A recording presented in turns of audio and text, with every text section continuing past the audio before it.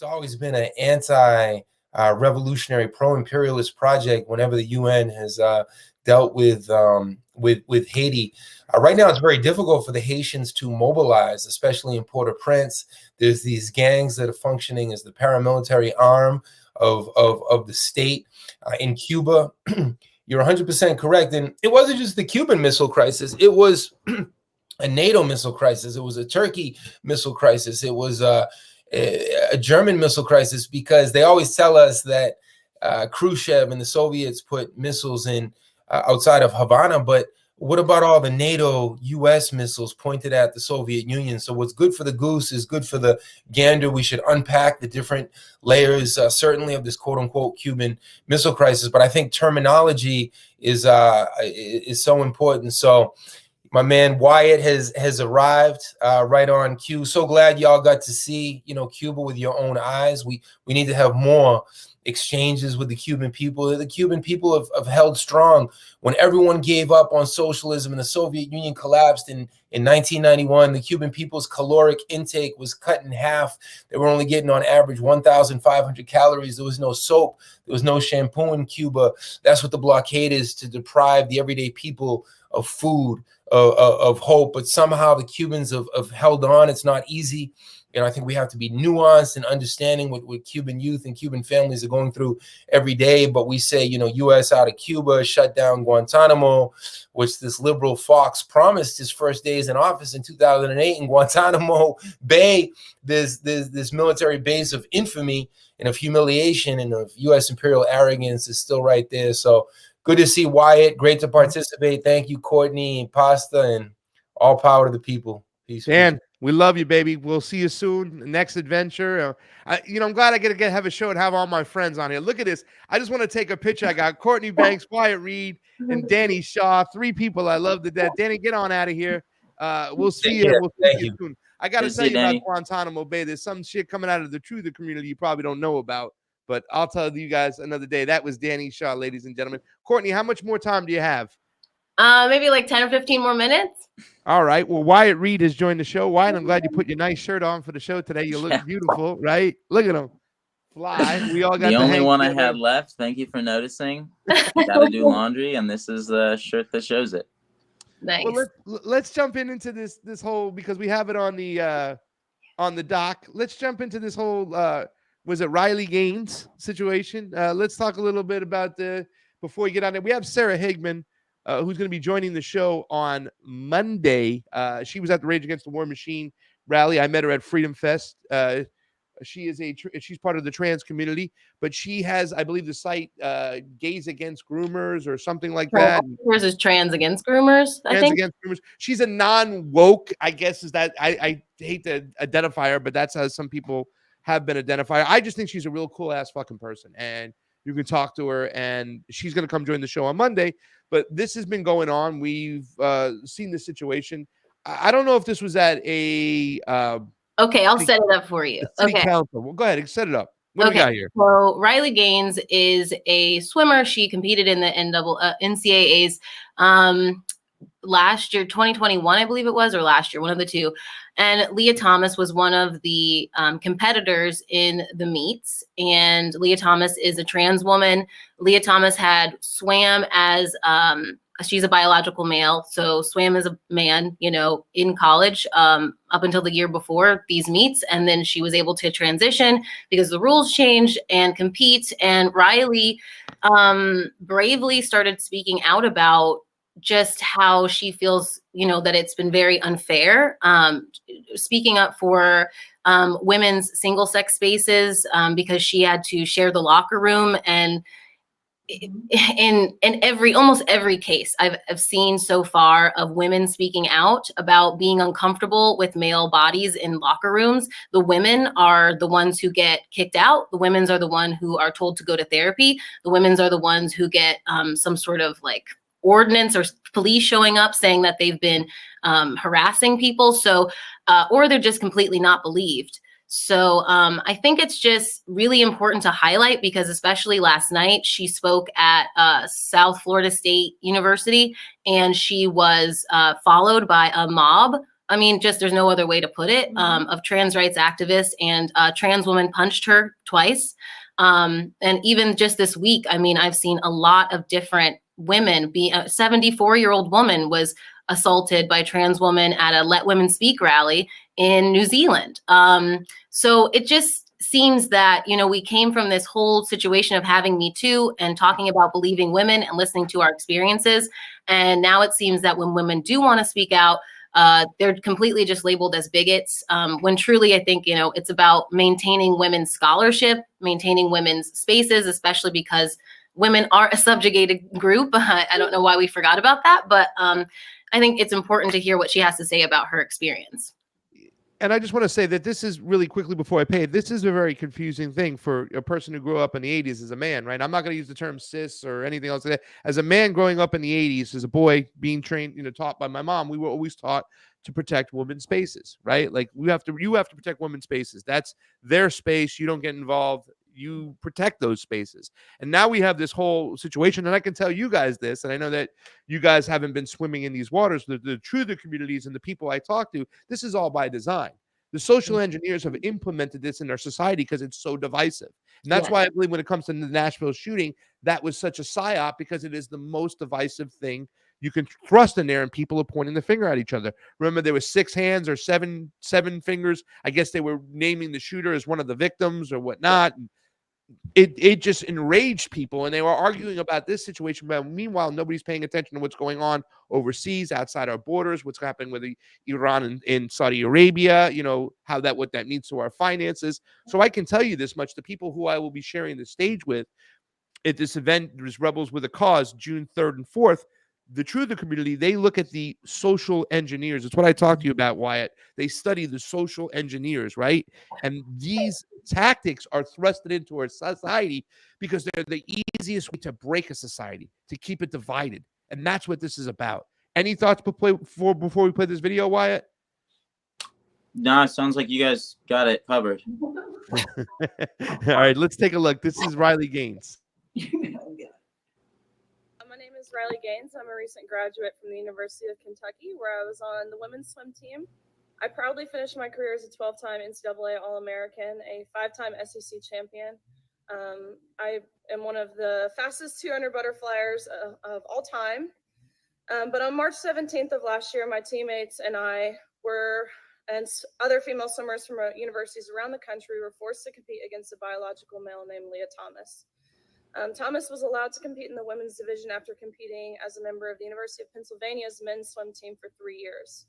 We watched on the side of the pool as Thomas won a national title in the 500-yard freestyle, beating out the most impressive and accomplished female athletes in the country, including Olympians and American record holders. Whereas just the year before, Thomas at best was ranking in the 400s in the men's category. The next day, Thomas and I raced in the 200 freestyle, which ended up in a tie. We went the exact same time down to the 100th of a second.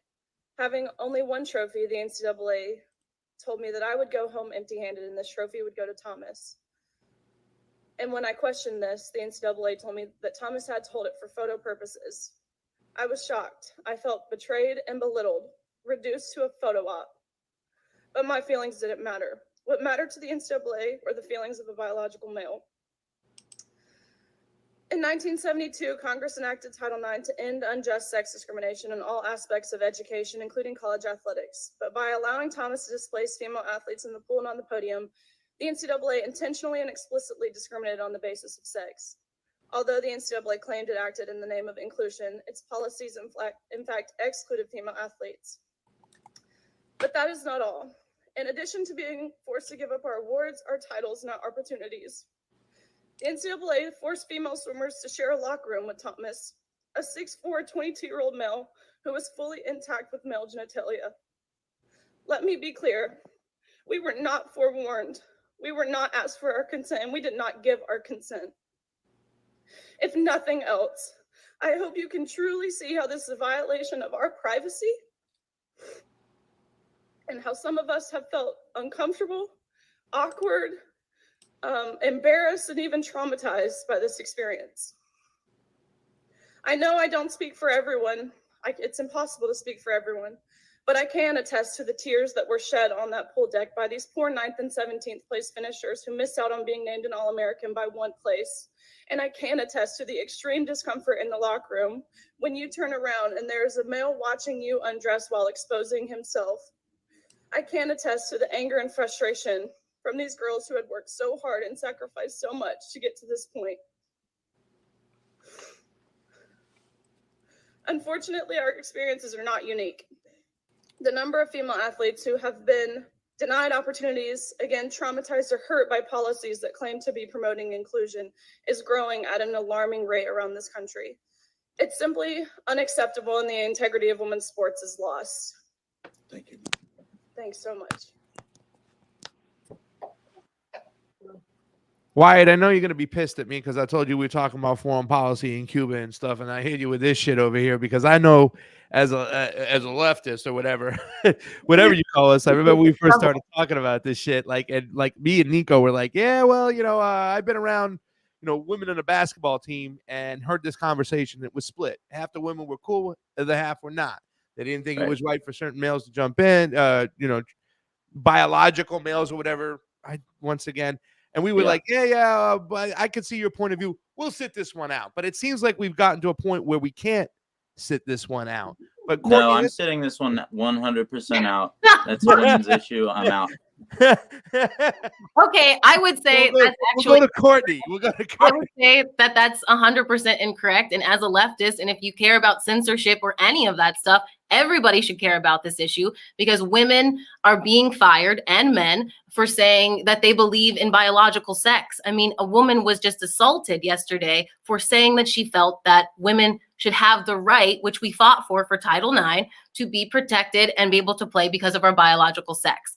And this is being used as a weapon from the left in order to censor people. I mean, as me and Pasta were saying, like, this is the reason why I'm being kicked out of the left is because I just think that women should be able to have a fair chance at sports.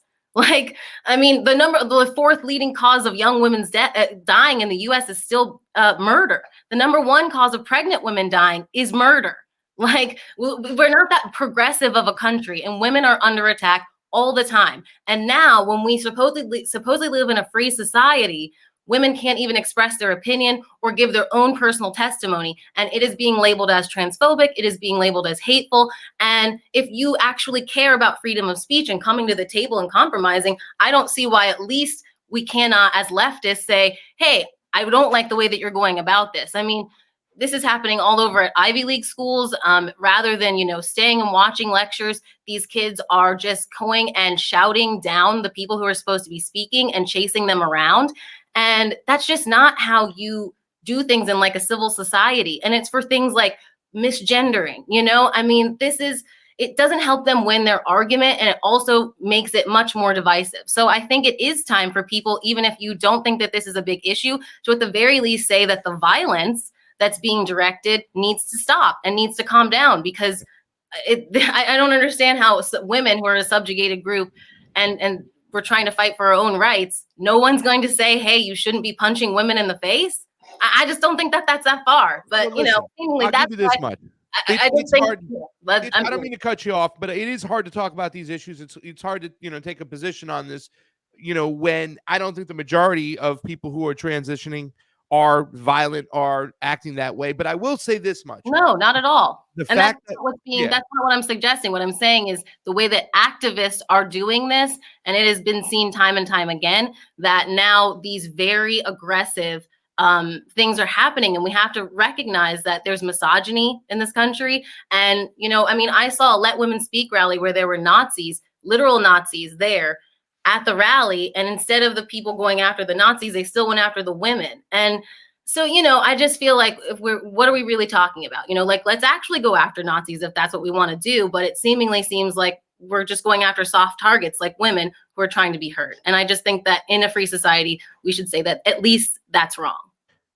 I will definitely say that there should be a forum to speak about this in a respectful manner. And the one thing I do see that's really disturbing is the way the attitude and behavior at colleges are at. And then I saw this behavior when the people like Milo would come to town and they wouldn't let him speak, or Ben Shapiro or Charlie Kirk, or, I would see that type of behavior. And I'm sure that even though we could, somebody might say, well, I don't really have a strong opinion on this. I bet that Wyatt would probably definitely agree with me. The fact is that we should provide a forum to have these conversations in a proper way.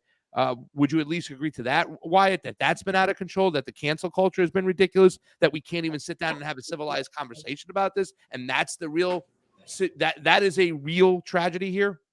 Sure. Yep. Okay, so we're going to play this video over here. You guys, wake up, share it out. Let's take a look. This is the harassment she received shortly after. Are you ready? Are you ready? Are you ready?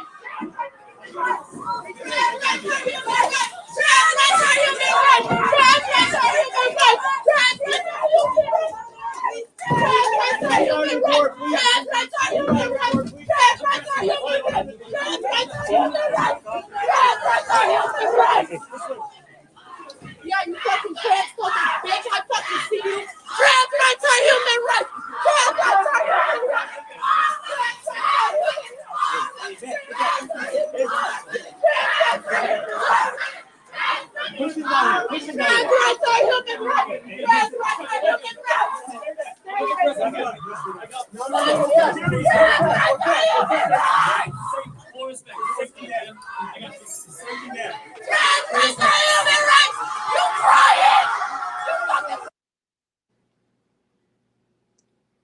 That is crazy, and that is to me one of the most disappointing things, is because we're not even providing the forum or the avenue to talk about these things, and I think it's awful, and I think people's voices should be heard on both sides of the aisle, or wherever you stand politically. Courtney Banks, let's get you out of here.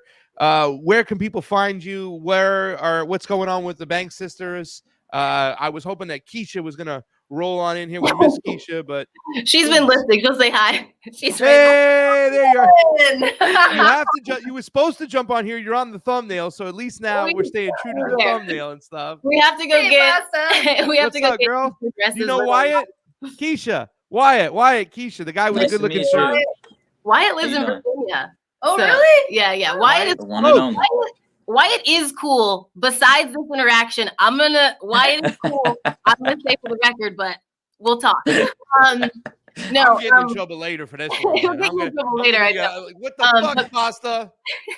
I know, but basically we've got, tons of reaction videos and stuff coming out. And then I'm going to start my own channel to kind of discuss more of this, because not everybody wants to be put in a position where, other people have to make money and get jobs and stuff. So I'm kind of already got a scarlet letter. So just to be able to talk a bit more from a lefted perspective, and not a hateful or weird, like super Christian perspective or anything, but just like, hey, let's just talk about it. So that's coming, and you'll see us out in these streets with the videos and stuff. So thank you so much for having me.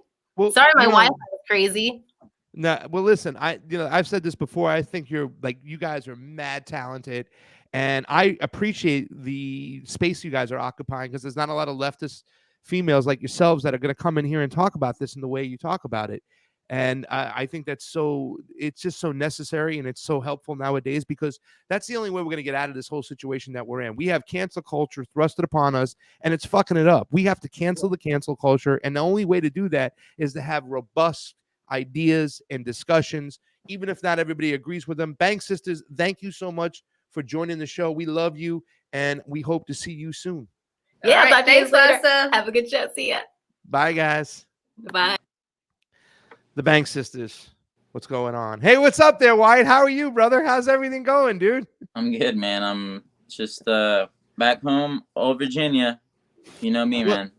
Let's get into some serious news. You put up what I wanted to do is I put the news out there for several people to come on the show. Everybody responded. You saw the picture. We had Danny Shaw, we had the Bank sisters, and now we have you. So I went and I wanted to call this section, "What you talking about, Wyatt?" or "What you talking about, Bank sisters?" or "What you talking about, Danny?" So I went to your Twitter, and I started picking off your Twitter so we can bring some things to the show. So you put up a very serious tweet here, and we're going to show it really quickly, and then I want your opinions on it.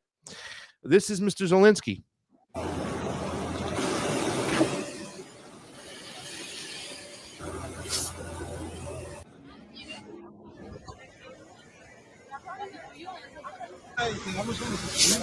So yeah, as you see, it's donations for Ukraine.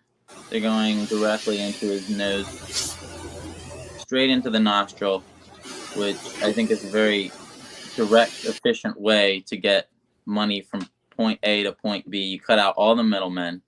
You're just going straight for the thing. I like it. I think it's genius.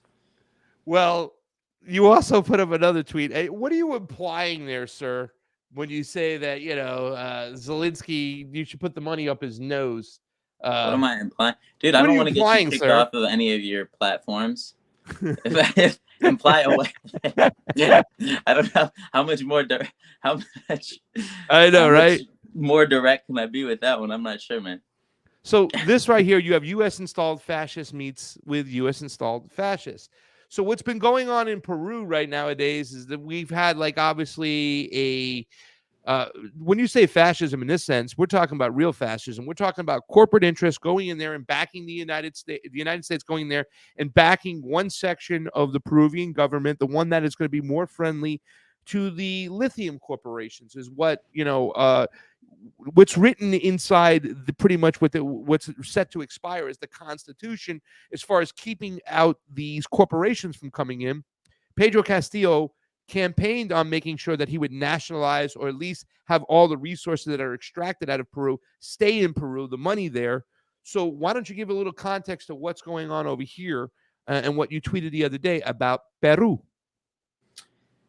Yeah, so Peru has always been kind of a target of the United States government, at least as long as I'm alive, as long as we've been alive, really since the 70s, since before that. We've seen a number of coups. We saw the Fujimori dictatorship basically annihilate the socialist movements in that country, really working hand in glove with the CIA. And there's a good reason for that. Peru is extremely rich in minerals, and I think over the past year and some change, really, since kind of the Ukraine question came back into the headlines really significantly, I think you've seen kind of a recognition from the United States government, from the deep state, if you will, the CIA, the kind of non-elected officials that really are in control of the government. You saw a recognition that these raw materials and natural resources are actually very important. That these are kind of the reason, a big part of the reason that the Russian ruble has done so well, despite basically the entire book being thrown at them in terms of sanctions. It has a lot to do with the renewed, I think, importance a lot of people are realizing you need to place on these raw materials that actually kind of keep a society up and running. So I view the kind of new coup government that was imposed. I would wager directly at the behest of the United States government, although there is no smoking gun per se. We did see the Lisa Kenner, I believe is her name. Lisa Kenner. She worked for the State Department for many years. She was the United States ambassador to Peru, and she was a CIA officer for many, many years. And for those who are unaware of how the intelligence agencies in the United States work, you're never really former CIA, unless you do something like John Kiriakou. Unless you go public, you blow the whistle on something that they do, you're never really former CIA. You're always part of that world, part of those social circles. Those are still your friends. Those are still the people you talk on the phone to. You take your kids to their barbecues. So that kind of world, that seems to be really who's calling the shots now. In Peru, you had this kind of concession candidate named Dina Boluarte, who was the VP under Pedro Castillo. And as we saw with the situation in Ecuador after Rafael Correa left power, and left a predecessor, Lenin Moreno, in charge, who was very much secretly kind of opposed to the processes that they were pushing, secretly opposed to Ecuadorian sovereignty. He was secretly working with the United States government. And of course, one of his very first actions was to give up Julian Assange.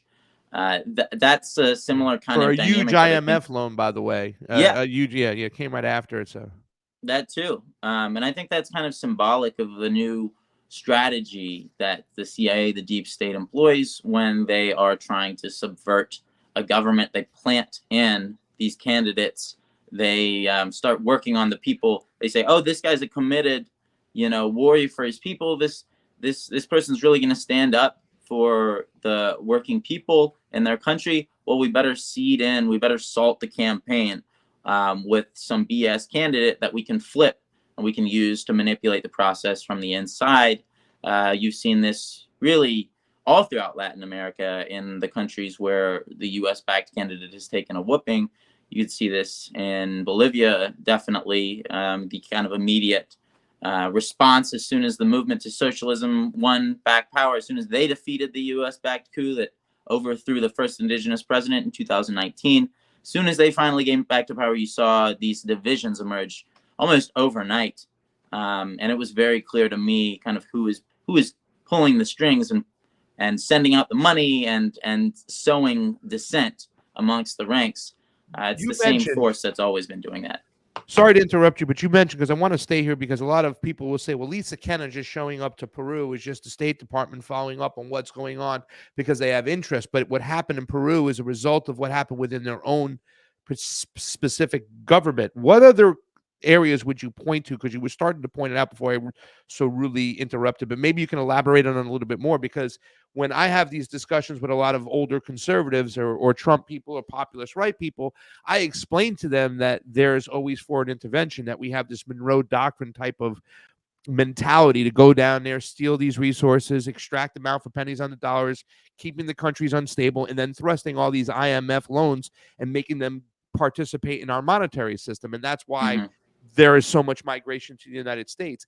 In the case of Peru, is there anything other than Lisa Kenna showing up that we can point to specifically to say, yo, this is a Western internal coup that is pushing and moving the levers of power over here? We know that Pedro Castillo talked about the nationalization or taking control of the minerals and the mines and the lithium and using that for the benefit to enrich his own people with hospitals, schools, infrastructure. But he also pointed to the DEA, and he pointed to the drug enforcement, the drug cartels, being that the CIA, that they have so much business in Peru and they extract a lot of dollars out there. What can we point to specifically other than Lisa Kenna showing up that says, hey, this is a Western-backed coup?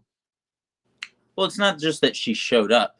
It's that she sat down less than 72 hours before the coup was consummated with one of the main beneficiaries and the main man who is seen widely in Peruvian society is kind of pulling the strings behind all of this. That's Alberto Otorola, who former defense minister, very quickly rises. Now he's basically the man behind the throne, with President Dina Boluarte sort of being seen as kind of the puppet in this situation, not really necessarily in charge of what's going on.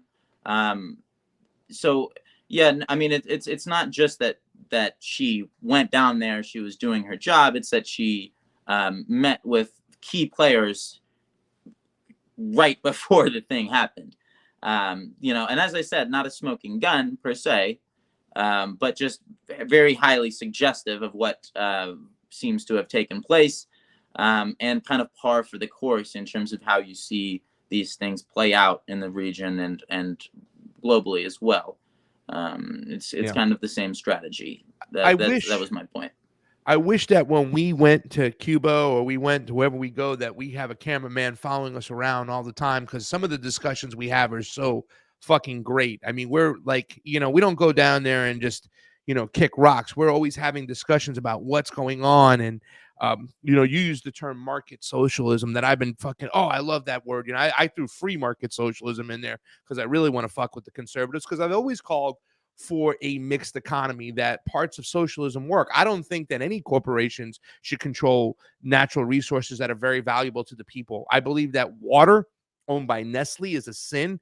I believe if we have free and fair elections, and that's why it's my number one thing, then we can get actual civil servants in there and get actual governments that you have witnessed that actually work for the will of the people. Can you explain to the audience really quickly about like how certain governments that we saw and we witnessed one of the first times we got to meet in person in Nicaragua, and we saw in Nicaragua, we saw the oppositions all over the place advertising, you know, not advertising, campaigning, they had signs and whatnot. You even got into a fight with a guy I've been trying to get his attention for years, and Keith Olbermann, when he went after you, because you were showing a banner from one of the oppositions, you know, campaigning out there, when they make it look like, oh my God, Right. you know, it's just one voice out there, it's fascism, and now the Ortega government is taking over and stuff. Can you point out an example of what you saw in which in Nicaragua, where the government is actually working for the people in a socialist style government way that keeps corporations out and they safeguard the people's resources for the people's benefit? Yeah, absolutely. And you know, that was that interaction with Olbermann you mentioned was really amusing. I think even more like an aspect of it that I appreciate even more than like ratioing Keith Olbermann, which is very funny, was that I actually got the New York Times to issue a correction on their propaganda piece about Nicaragua, in which they claimed that no opposition candidates whatsoever were allowed to campaign. And you and I were there on the ground. I kind of anticipated that they would say something like this. So when I was driving around Managua, I took lots of pictures of all the opposition campaign materials, and there was plenty. I probably saw around 100 different banners just in my time in Managua. And you know, so by doing that and then immediately kind of throwing that in the New York Times' face, we were able to actually force them to correct their story and admit begrudgingly that that was not true, that there were indeed campaign materials. So although I think they included some kind of silly caveat about how this didn't prove that the elections were, you know, legitimate or something like that. But as you and I saw and remember, because we went to Bilwi, went to Puerto Cabezas, which is this heavily Mosquito indigenous Nicaraguan city in the northeast on the Caribbean coast that has traditionally not seen a lot of development, traditionally been kind of excluded from the development process in Nicaragua, certainly historically over the past 100 years. But has seen a tremendous amount of development under the Sandinista government. I remember telling people at the time that I had been to that very city about 11 years ago. There was no paved roads. Everything was made out of wood. Everything was muddy. Extremely limited water access, barely any power. Now we go back, everything's different. The roads are paved. There's normal, brick kind of buildings that are made out of blocks. There are, everyone had just gotten water access in the whole city, just a few weeks before we had came there. 24-hour electricity, and it's hard to explain what that means to somebody who's never had to deal with that, who's never had to go through frequent power blackouts, who doesn't have to deal with, it's 8 o'clock, 9 o'clock at night. We just can't do anything because we can't see anything, so we have to go to bed. It's hard to overstate how much that transforms somebody's life to have access to power all hours of the day, to refrigeration. So these are things that just totally shift somebody's life. And that is the legacy of the Sandinista Front in rural Nicaragua. Whether you like it or not, that is what is broadly understood as what they have done and brought to people who were very disenfranchised before, people who have historically been excluded not just by the system there, but by global powers, especially the United States, people who were really weaponized by the United States. People, you remember Ronald Reagan famously saying, "Oh, I am a mosquito Indian," right? This was his way of kind of connecting their dirty war against the socialist government of Nicaragua with this kind of indigenous sovereignty that you still to this day, you see this argument deployed by liberals and leftists. You saw it deployed in Nicaragua. You saw it deployed in Bolivia during the coup. You see it deployed in Ecuador against Correa. You see it deployed everywhere. You see it deployed in Venezuela against Maduro. Everywhere in Latin America, you hear these supposed advocates for indigenous sovereignty all whining and complaining every time there's some infrastructure project that might give people a chance to have access to modern medicines and access to, water, to shoes. There's this contingent of like volunteer, all they really need is like a pith helmet and a Bible and just just full on, like, I don't want the savages to read. Like, that's basically the attitude that so many of these, supposed kind of woke liberal academics have towards indigenous people. And the reality is that is not, indigenous people are not a monolith. Many of the groups of people that you speak to all over the country, or all over the continent, they want to have access to modern living. They don't want to necessarily be like living in huts or something, right?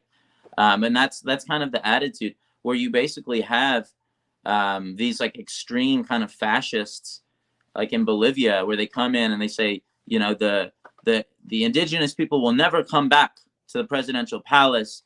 They need to go back to the jungle. They need to go back to the altiplano. It's more racist than fascist. And you have the same, but you have the same supposed progressive kind of liberals. They have the same. They believe the same thing. They're like, oh, they need to go back. That's their territory.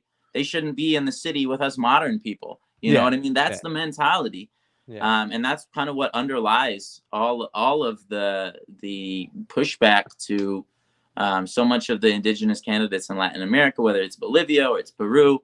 It's this concept of like, no, you stay in your place, stay in your lane. Yeah. Exactly. And some people can dress it up as somehow woke or progressive, but that's what it boils down to. Yeah, I think that Bill Wee was amazing, because what you didn't mention, and then we can mention to the audience right now, is that there's 8 regions inside Nicaragua.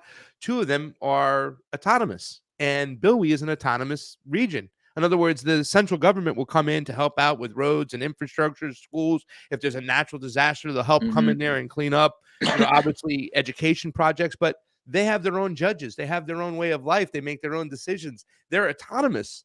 And it's inside their constitution. And I think when a lot of conservatives hear that out, it kind of just blows their mind. A socialist country that has an autonomous zone?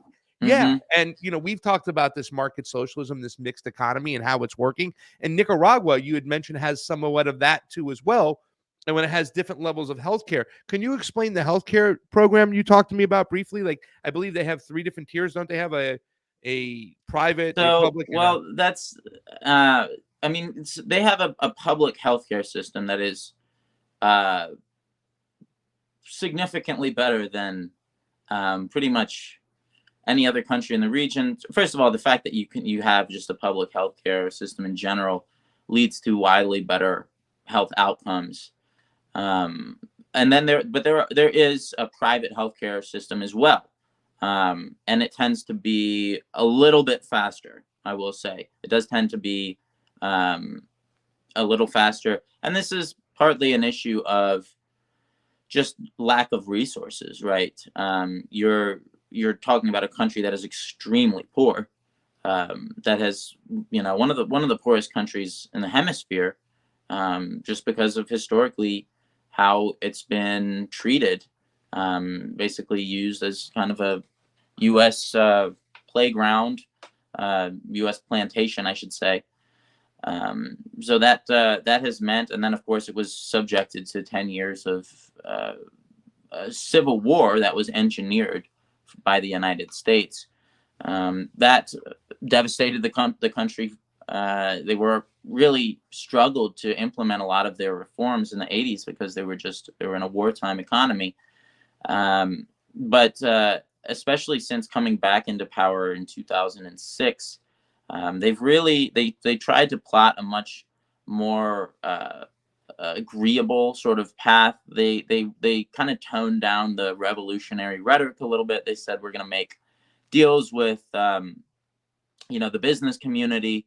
We're going to sit down with the church, and we're going to make some agreements with them. Say we're not going to touch X, Y, or Z, and we're willing to like allow a space for you guys to continue to exist. And that worked very well for a while, until really the coup in 2018. And you've seen this kind of violent divorce between significant segments of the business community, and especially the Catholic Church, and the Nicaraguan government, the Sandinista Party. And that's that has opened the door again for kind of lackluster economic development over the past few years. That was, they really got hit with a 1-2 punch with this coup in 2018, and then COVID just a couple years later, really kind of destroying a lot of the tourism, through, I should say, not really a fault necessarily of the Nicaraguan authorities, who kept the borders open throughout most of that, but or about as open as they could, I should say, but mainly because of the policies of other countries that wouldn't let people go abroad. The United States, especially, which had before 2018, 2019, seen a lot of tourists going to Nicaragua, who increasingly kind of saw it as an alternative, with good reason, to Costa Rica. It's much cheaper, safer. It's frankly, in my opinion, much nicer. Yeah. But Leon, baby, we got to hit it up. We got to go to Leon. I want to go visit Leon and go check it out, man. Let me be an expat in Leon once I learn the language. So it's a good city to be an expat in. I'll say that. It's a very fun city. It's like pretty lively. A lot of it's a very youthful city. There's a lot of stuff going on. There's a really cool skate park there. Yeah. I remember last time I was there, I was watching like a bunch of girls learning how to skate. And, I was like kind of touched about that. And the guys were kind of like making a space for them. I liked Leon a lot. Very cool city, very smart, a lot of well-read people, a lot of poets come from Leon. So that was a good city. It was a great experience. That was my first kickoff of the Convo Couch, going to observe elections internationally. We kind of finally fell into this space. Leftists that were like always questioning elections, the Bernie Sanders election in 2016 really set us off and go, what the F? And we couldn't believe that the progressives wouldn't plant their flag there and say, no, we got to make sure that we have elections that are fair, because our guy might have been in the White House if we had fair elections, especially in 2016. In 2020, I don't think that Bernie Sanders could have beat Trump. I don't believe that Biden beat Trump. That's just my personal opinions, because I understand in no elections. But being able to do this with you guys, and getting with the anti-imperialist group that understand the history, that understand the culture, that understand the politics involved, and being able to present these elections, as free, fair, and transparent, and being able to come back to these states and going, hey guys, they have more democratic elections, fairer democratic elections than we do. They're actually participating in democracy, because we were able to smack down the Business Insider and the New York Post. They didn't retract anything, but they shut their mouths really quickly, because what the Nicaraguan government did, letting all these international observers come in, and then spreading us out throughout the whole country and say, get your phones out, go and report. And being able to report this was pretty amazing. And it shed a lot of light on what's going on in our elections, because I know that you might not have an opinion about whether the 2020 election was fair or fake here in the United States, but you've gone to enough elections, because then when we did in Honduras, and the way we were communicating with each other, me, you, and Terry, what's going on over here? This is going on over here. You've been in the room with me and Billy and the Convo Couch, and same thing in Honduras, when we're questioning every single aspect about the elections. I'm sure that you can even point out and say, the rules that we have in the United States are a little crazy. There are no drop boxes. There are no mail-in ballots. There's none of that shit in Nicaragua. and yet they can do their elections very expediently and get results that night. I would even bet to say that you would think a lot of the things we have in the United States might not be the best type of election practices out there. Would you agree or disagree on that at least? Yeah. You're really trying to coax me into agreeing with you, huh? Well, you know, like, listen, I got accused, Wyatt, of having my lefty friends come on the show when Steve has a day off, right? They're like, somebody's like, look at Pasta bringing all his lefty friends in when they have a day off, and here I am throwing this shit at you and stuff. And I don't want you to take a position on it, but we have observed elections together in 3 different countries now. Yeah. Right? I mean, right. And I don't think in any of them it took as long to get a results back as it does in the United States. So yeah, I think make of that what you will. There's this is good. What's this about, Wyatt? Why are you getting all? Thank God you finally said it, Caroline. I've been shanghaied here for so long with no editorial independence. Vladimir Putin is forcing me to tweet. Yes. And you have NPR labeled as a U.S. state-affiliated media. What's Caroline Orr is a kind of an infamous disinformation expert. That's how she's described. She is paraded around by quite a few mainstream media outlets as this so-called expert on Russian propaganda. She really just seems like kind of a wine mom with a blog to me, and she's very easily agitated. It's like every time I make fun of her, even if it's kind of a throwaway tweet, she feels compelled to respond because she views me as like an integral organ of the Russian propaganda machine, I think. So she uses this. So like my tweets will serve as like proof of what the Russian government is or isn't doing. Like she treats me as though I'm like a genuine functionary of the Russian government that has like some power over what they do, or somehow, you know what I'm saying? As though she treats me as though I'm not just some guy like making funny tweets, but like, you know, really like I was told to tweet X, Y, or Z. And then she points to the fact that other people like Michael Tracy or Glenn Greenwald will like notice that she's frantically tweeting about me, and then they'll tweet about it, and she's like, oh, so they must be in on this massive conspiracy. And that's kind of what you saw happen there. Was the origins of Caroline Orr, disinformation expert who's on, you know, MSNBC or wherever all the time. That was the origins of her freak out yesterday. She posted that her exact post was, she was commenting on the fact that Elon Musk has apparently finally balanced things out a little bit by labeling correctly NPR, National Public Radio, as U.S. state-affiliated media, which it's correct, right? You can hear it in the name, National Public Radio. It's the National Public Radio. It's U.S. state-affiliated media. It gets millions and millions of dollars from the Corporation for Public Broadcasters. It's all of its, you know, they say only 2% of our funding comes from the U.S. government. Well, maybe for the NPR at a national level, but all of the member channels get much, much more than that. So, you know, they wouldn't be heard if they weren't having their member stations being directly funded by the U.S. government. Anyway, so she freaked out about this, as a lot of the liberal left did. She freaked out because she said, wow, way to make this label meaningless. NPR is absolutely not even comparable to propaganda outlets like RT and Sputnik, which have no editorial independence. This is ridiculous and only helps actual propaganda outlets blend in with legitimate news outlets. So this is, she's a PhD. She's one of those people who puts the fact they have a PhD in their Twitter handle just so you don't forget.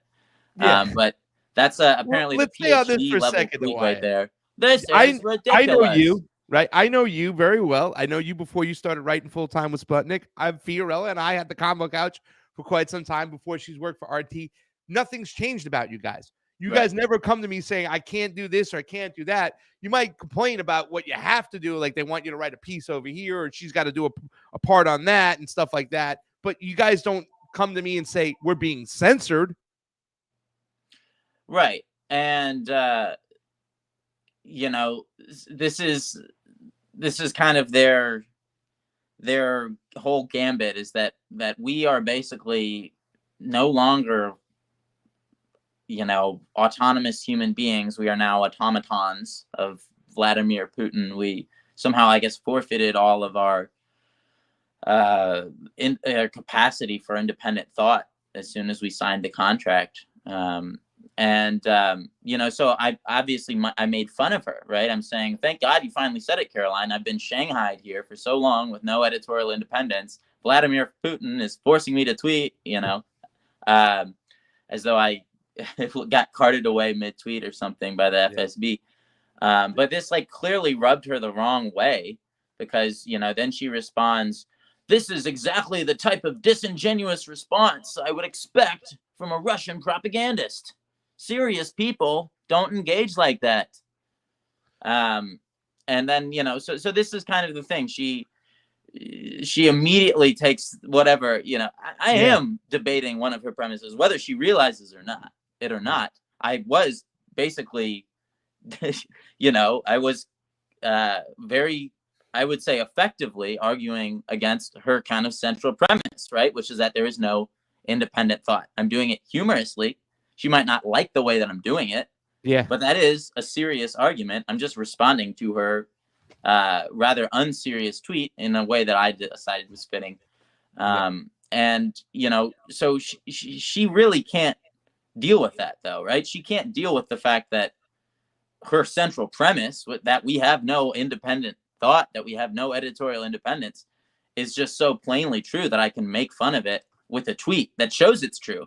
You know what I'm saying? Because if I was being controlled by, it's a micro of a macro. That's what they've all been doing. Something like that. You know? That's what they've all been doing. That Wyatt works for Sputnik. I mean, that's how Keith Olbermann attacked you. How does it feel being a, what did he say? A shield for a dictator's whore, a whore for a dictator or something. This is their fucking game. They've been doing it to everybody. Right. Listen, it's tiring, guys. And then here leftists kind of get on that fucking train when you have people like Larry King, people like Chris Hedges, people like John Kiriakou, all these leftists that have gone over there. You know, Jesse Ventura had a show. His son, Tyler Ventura, had a show. All these leftists went over there because they all said, listen, when I went to RT or when I went to Sputnik, guys like Garland Nixon, I can say what the fuck I want now. There's no handcuffs like there is in U.S. state media, which is NPR. But before you get out of here, we're running limited on time.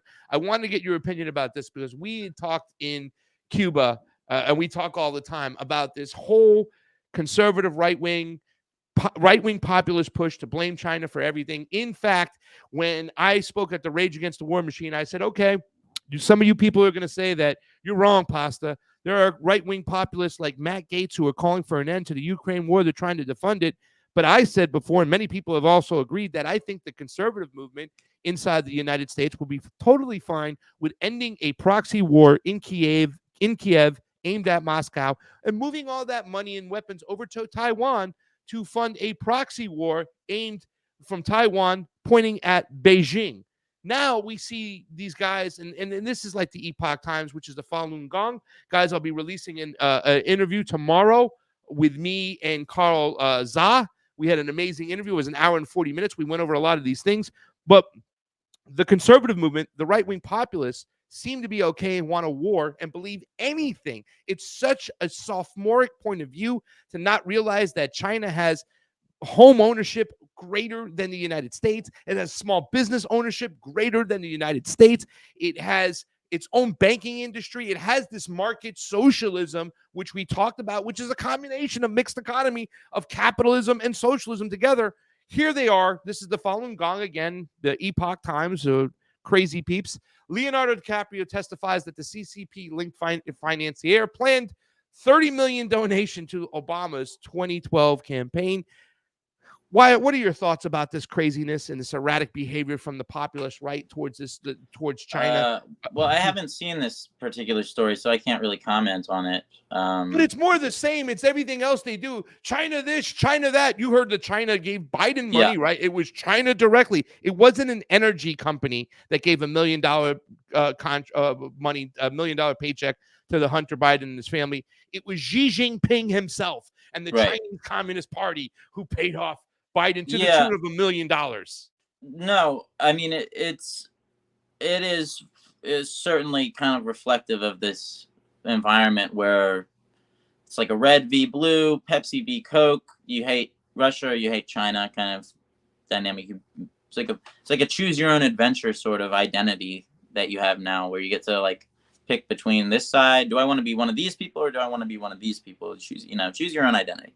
I will say though that frankly, I don't think that the United States is capable of waging a proxy war against China in the way that it's waged one against Ukraine. And I can give you a handful of reasons why. First of all, the military situation is totally incomparable. The population comparison, totally incomparable. The amount of land border that Ukraine has with Russia, massive, right? We're talking thousands of kilometers. Taiwan has no land borders. Taiwan, in order to be replenished militarily, would have to, in a hypothetical military open conflict with China, would have to break a massive Chinese blockade of the South China Sea. The United States would be risking a Cuban Missile Crisis every time it tried to unload munitions, and that would end very poorly for the U.S. military, because it would be based out of not land-based bases, but mainly operating off of aircraft carriers, which are just kind of sitting ducks at this point, especially now that China and Russia both have hypersonic missiles. So I don't really think that there is actually that much of Washington, D.C. that legitimately believes that they could win a proxy war with China in a way that, regardless of how you feel about Washington's proxy war with Russia, it's pretty much self-evident that at least for a year or so, they've been able to successfully wage a proxy war against Russia, right? I don't think that the United States can do that in nearly a comparable way. And I also don't think that any real that there's enough consensus within the Republican Party to kind of shoot themselves in the foot by destroying I don't know trade about relations that. with China overnight.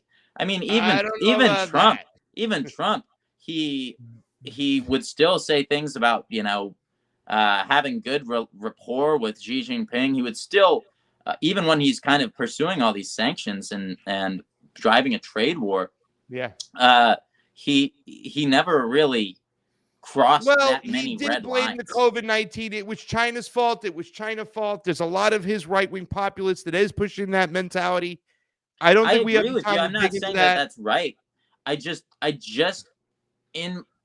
for whatever reason, I can't shake the feeling that they don't actually believe it. Because to me, for me to believe it, you have to be so stupid. Well, right? Or just insane, or just totally suicidal. The stupidity of the United States foreign policy and the United States empire, and I think that they're at China's going to crush them economically, right? All those corporations. Sure. It seems so. But listen, it is the time. It's 1:00. We do got to get out of here, Wyatt. I know we could talk about this all day. We'll have you back on. We'll do a Convo Couch episode. We got a lot more adventures in the future. Let everybody know where they can find you, my brother. I love you.